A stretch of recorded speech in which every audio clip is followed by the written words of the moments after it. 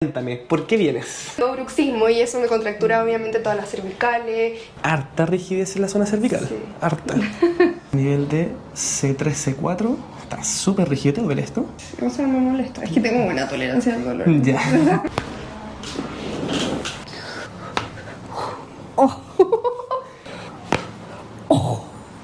Ese sí sonó heavy.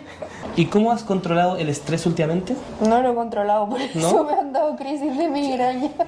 O sea, de Meniere. Y por eso ha empeorado el bruxismo. Enfatizar que el bruxismo también genera muchas contracciones, principalmente en la zona cervical. Se activa mucho la musculatura. También puede generar mucha contractura muscular en esa zona y puede generar mucho dolor. Harta diferencia, ¿no? Sí, se siente. Así tienes más flexibilidad. Tu cuello ahora sí se mueve. Estamos listos. ¿Qué te pareció? Ay, muy rico. Salí como lista para el tuto. Ya no quiero ir a entrenar. Quiero ir a dormir.